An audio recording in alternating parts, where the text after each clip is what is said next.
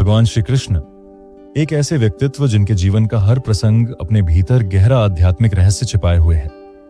लेकिन जब लोग सुनते हैं कि श्री कृष्ण की 8 प्रमुख पत्नियां थीं, तो उनके मन में एक प्रश्न अवश्य उठता है, क्या यह केवल राजाओं की परंपरा थी या इसके पीछे कोई दिव्य रहस्य भी छिपा था?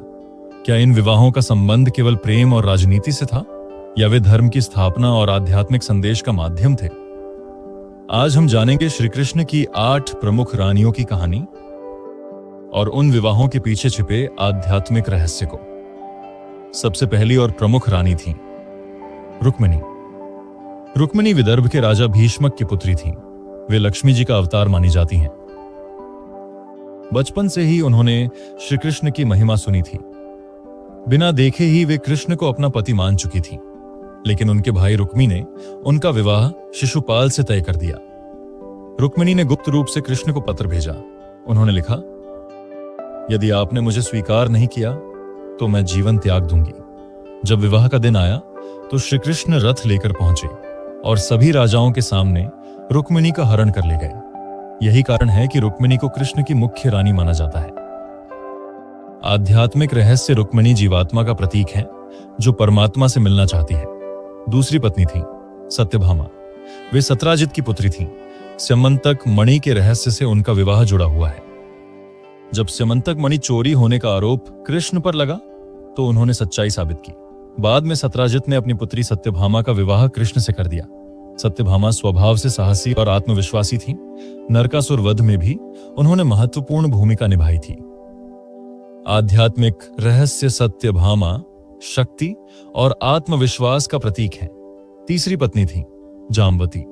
वे रामायण काल के महान भक्त जाम्बवान की पुत्री थीं। स्यमंतक मणि की खोज करते हुए कृष्ण का सामना जाम्बवान से हुआ। 28 दिनों तक भयंकर युद्ध चला। अंत में जाम्बवान ने कृष्ण को पहचान लिया।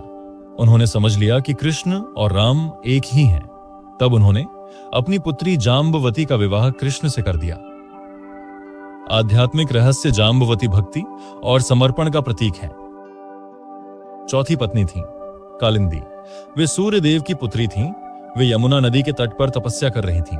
उनकी केवल एक इच्छा थी, श्री कृष्ण को पति रूप में प्राप्त करना। जब कृष्ण ने उनकी तपस्या देखी तो उन्हें स्वीकार कर लिया। आध्यात्मिक रहस्य कालिंदी तपस्या और धैर्य का प्रतीक है।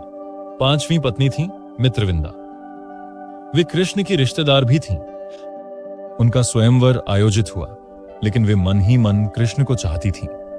कृष्ण ने स्वयंवर से उनका हरण कर लिया और विवाह किया। आध्यात्मिक रहस्य मित्रविंदा प्रेम में साहस का प्रतीक है। छठी पत्नी थी नग्नजिति सत्या।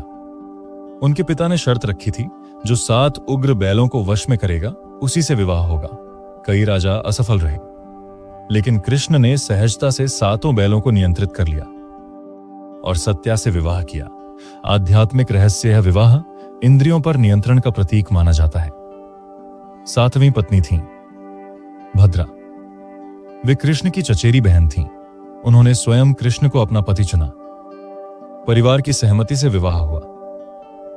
आध्यात्मिक रहस्य भद्रा श्रद्धा और विश्वास का प्रतीक है। 8वीं पत्नी थी लक्ष्मणा। उनका स्वयंवर हुआ। अनेक राजकुमार आए, लेकिन लक्ष्मणा ने कृष्ण को चुना। कृष्ण ने सभी प्रतियोगिताओं में विजय प्राप्त की और उनसे विवाह किया। आध्यात्मिक रहस्य लक्ष्मणा दृढ़ संकल्प और लक्ष्य के प्रति समर्पण का प्रतीक है। लेकिन इन 8 विवाहों के पीछे एक और गहरा रहस्य बताया जाता है।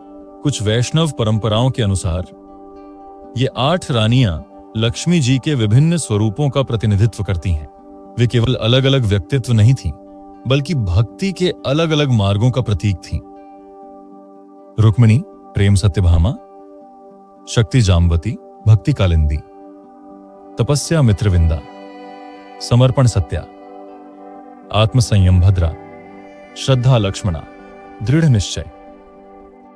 इस प्रकार श्री कृष्ण के 8 विवाह केवल ऐतिहासिक घटनाएं नहीं थे, बल्कि जीवन के 8 महत्वपूर्ण गुणों का संदेश भी देते हैं। यही कारण है कि श्री कृष्ण की 8 पत्नियों की कथा केवल विवाह की कहानी नहीं, बल्कि आध्यात्मिकता, धर्म और भक्ति का गहरा रहस्य मानी जाती है।